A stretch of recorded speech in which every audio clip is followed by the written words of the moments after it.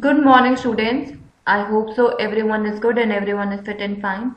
So today we are going to start with this new chapter which is from the subject history, and this is chapter number 8, devotional path to the divine, from the class 7 subject history, and this is your lecture 1 from this particular chapter. So basically in this particular chapter, what all are the things that we are going to study is basically like people perform different kind of rituals of worship that we do on a daily basis, like they sing bhajans, they do kirtans, or they sing qawwalis as well, or even they repeat the name of God in silence. And some of them are moved to tears as well when they think about their like devotional gods and so on. So in this particular chapter, we are going to study about the 8 centuries, how they basically develop. Basically, these devotion of love for God is basically a legacy that has been coming up from centuries. So how these particular movements have evolved and how basically they have followed the path to the divine, that we are going to study in this particular chapter. So all these things we will be covering this chapter, but in today's lecture, what are the things that will be studying is going to be as follows. Just wait a minute.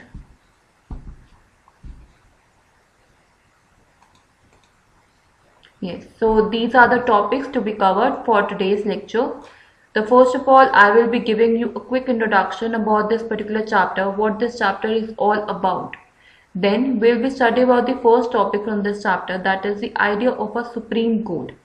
In that we'll be studying about the basic, like how people worship in different kind of groups, and they have their own gods and godnesses. So according to that we'll be studying this topic. Then a new kind of bhakti in South India that they have seen in Nayanars and Alvars. We will study about this, and the homework that I will be assigning you this particular chapter, I will be giving you that. So these will be the particular things that we will be studying. So everyone, please open your notebooks, please open your books, and write with your pen as well. You need your pen for your writing certain notes. So all the things is required first of all. So be ready with everything. I hope so everyone is ready. Now we can start with the lecture.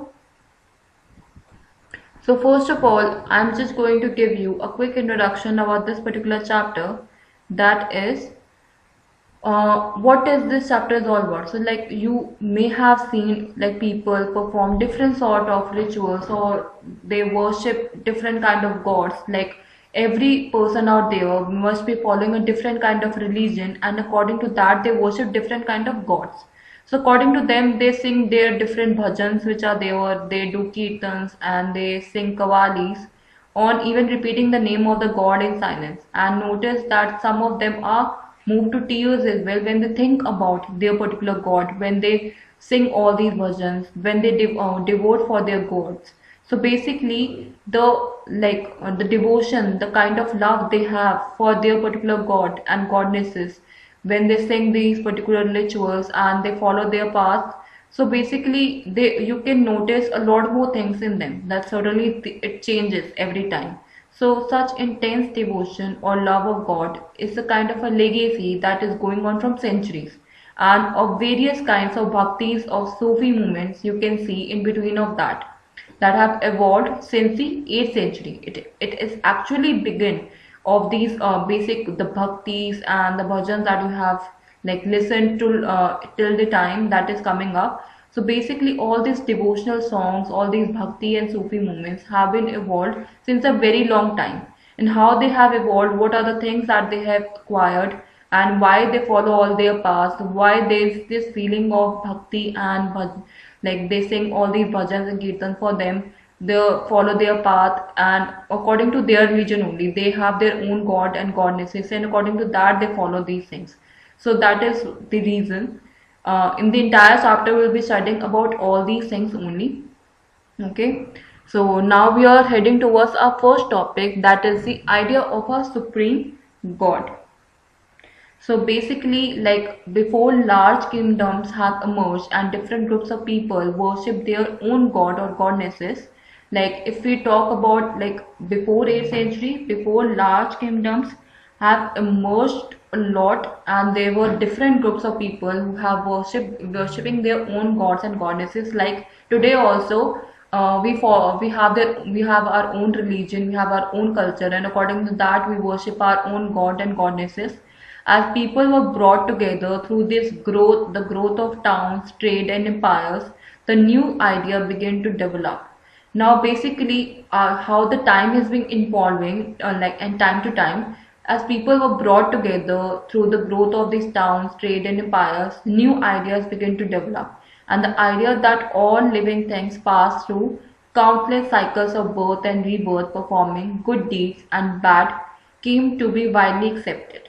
So basically, the idea of all living together and passing through all this particular path of like the cycle that we follow. A basic idea to develop is that our body is a kind of a nature thing that is a countless cycle where we are getting birth and rebirth by performing good deeds. So basically, it's all are about a karma. If you are going good deeds, then you will be having a good birth cycle. Then if you are doing bad deeds, so it will be the consequences will fail according to your next life.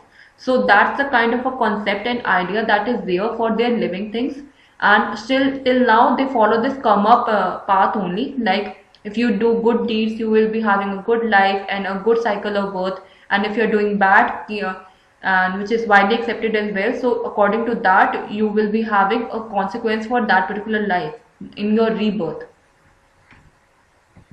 Now similarly, the idea that all human beings are not equal even at birth gained ground during this particular period. Like similarly, the idea of all human beings are not equal even at their birth, they gained during this particular period. So basic means the basic idea about this particular line is that we all are different from each other.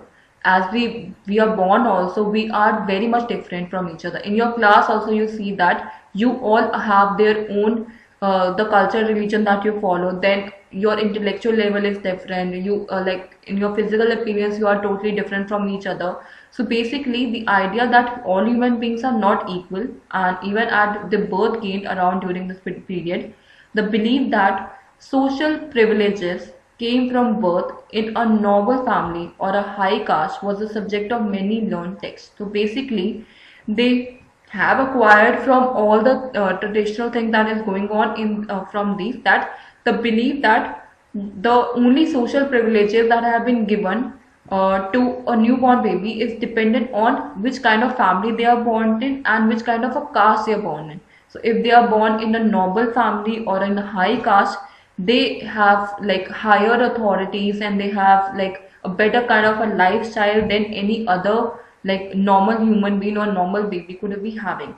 So that's the kind of a belief that these social privileges that they think that have been given to only to some normal family or some high caste. That was kind of the only idea that they have. Then many people were uneasy with such ideas and turned to the like teachings of this Buddha or the Jains, according to which it was possible to overcome social differences and break the cycle of rebirth through personal effort. So basically, to like change this ideology or change their mindset, many people were quite uneasy with such ideas, and they have turned all these things upside down by like teaching of the Buddha and the Jains mythologies and ideologies, and according to which it was kind of possible to overcome different kind of social differences that were there in the society and break the cycle of this rebirth through personal efforts by doing protests or movements and by bringing them in the notice of different kind of people that what Buddha and Jains have actually acquired. Now others have felt attracted to the idea of a supreme God who could deliver humans from such bondage. Like if approached with devotion or bhakti, this idea advocated in the Bhagavad Gita, that is grew in popularity in the early centuries of the common era. So basically, the other also felt very much attracted towards this particular idea and ideologies or mythologies that they were following of supreme god. Basically they have given this particular title of supreme god who could deliver humans from such bondage if approached with lot of bhaktis.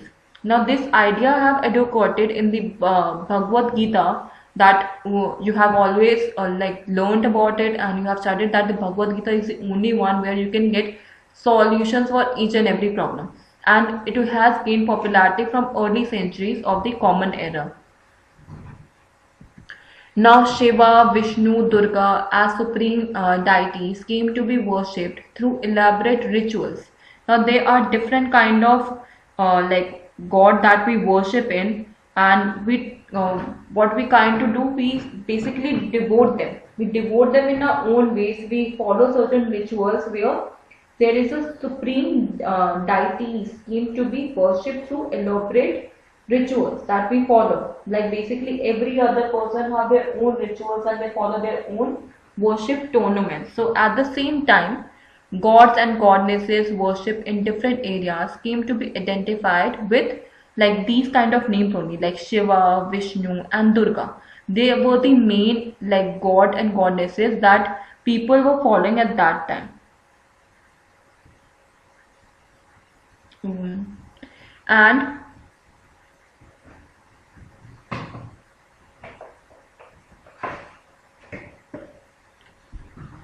And like in the process of all these things, there are local myths and legends which become a part of the Puranic stories. Like you have all studied about their stories about Shiva, Vishnu and Durga Ma. There are a lot of other kind of gods as well that you have like you have listened to these local myths and legendary stories about all these Puranic stories that you have listened from your elders, and from the TV channels also. They portray all these local myths and legendary Puranic stories.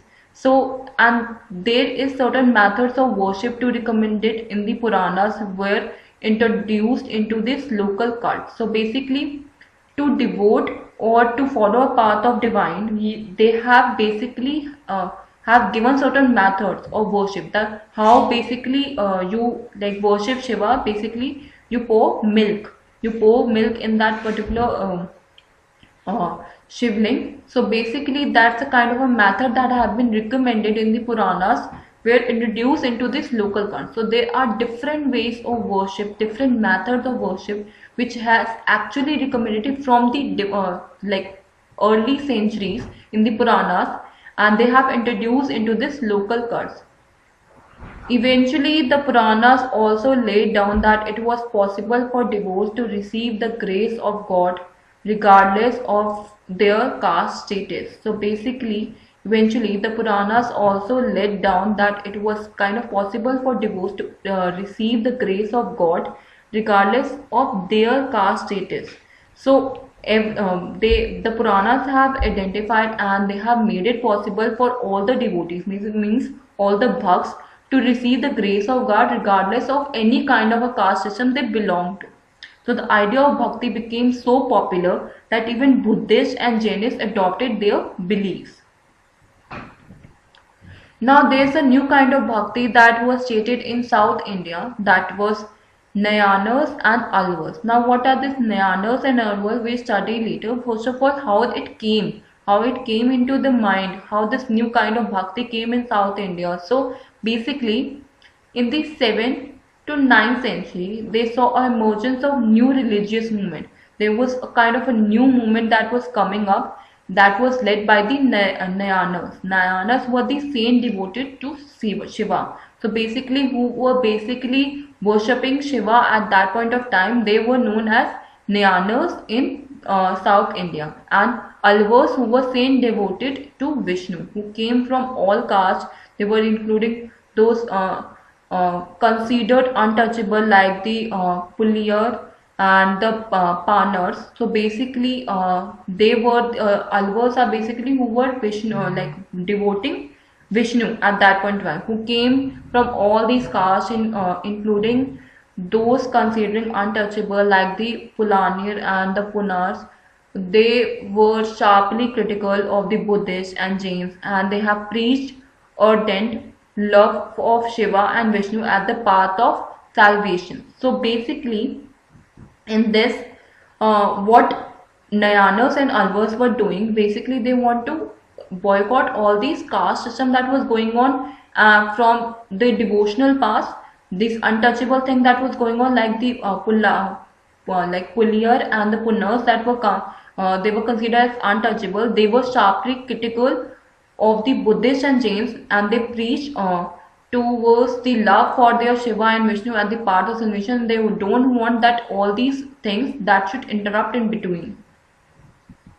Now they drew upon the ideals of love and heroism as found in the Sangam literature. So basically, there were new books that were coming up, there were new ideologies that were coming up, and in those particular literatures, they have written about these about Shiva and Vishnu as the ideals of love and heroism as found in the Sangam literature. That was the earliest example of Tamil literature that was composed during the early centuries of the Common Era, and that was a blended them with the values of bhakti in that. So whatever literature books that were coming up, all these books were initiated with devotion for or the love for the Vishnu and Shiva, and in that they have mentioned about all the values of bhaktis. So these Narayanas and Alvars, they went from place to place and composing execute poems in praise of the deities. They have enstrained in the villages. They have visited a lot of different places to spread this bhakti system, and they have set them to music as well. Now they have introduced different kind of things in this. They have composed different kind of poems. They have praised their own things, and they basically they have set according to different kind of songs and bhakti songs and music towards for the love of Shiva and Vishnu, so that they can spread the feeling of bhakti in each and every person's heart. Now there were 63 Nayanas who belonged to different castes and backgrounds such as potters, untouchables, workers, peasants, hunters, soldiers, Brahmins and chiefs, and the best known among them were Apar, Sambandar, Sundarar and Manika Vasasagar. So these are the ones who basically belong to different kind of a caste, and they were basically devotional towards Shiva. Now there were two sets of complications of their songs, with that was Tevaram and Tiruvakam. There were 12 alvars who came from equally divergent backgrounds, like the first known being that Perry Lavier, his daughter Andal, then Tondri Pondi, Alvar and Nammalvar. Their songs were complicated in the Divya Prabandham. So these were the different kind of alvars that have their own backgrounds and caste of and they were like developing their families and involving their family in different kind of groups, in different kind of backgrounds they have all together by devoting Shiva. Now between the 10th and the 12th centuries, the Chola and Pandya kings built elaborate temples around many of the shrines they have visited by the Saint Ponds. They have strengthening the links between the Bhakti tradition and temple worships, and this was also the time when their poems were complicated, and besides the hagiographics or religious biographies of the Alvars and Nayanas were also composed. So today we use these texts as sources for writing historics of the Bhakti tradition. So basically in the 10th and 12th century, there were two kind of kings. They started elaborating different kind of temples all around South India, and in that they have basically strengthened the link between the bhakti and the tradition of temple and worship. They can worship them in a better way. So this was also the time when their poems were also coming up. So beside that, there were also biographies that was coming up from Alvars and Nayanas about Vishnu and Shiva. They were composing it basically. So today we use these kind of texts as source for writing histories of this bhakti tradition. So that's it for today's lecture. We have studied about the Supreme Court and the new kind of bhakti system that came from Nayanas and Alvas. So that was it. If you find any difficulty in anything, you can let me know in the online class. We'll be studying the topics that I've covered here in the online class too. Now the homework that I want to assign you in this particular lecture is question number 1. How did the idea of a Supreme Court get around? Second question, how did people of many groups turn to the teachings of the Buddha and the Jains? Question number 3, how did the idea of bhakti became very popular? Question number 4, describe the new kind of bhakti in South India. So these are the 4 questions that you have to do as homework in your classwork notebook. And if you find any difficulty in homework in today's lecture in any of the topic, please do read the chapter as well. You can let me know in the online class whatever your doubts and whatever things that you are not able to understand in the online class. So that's it for today's lecture. Please take care of yourself and thank you so much for listening to this lecture. Okay, thank you so much.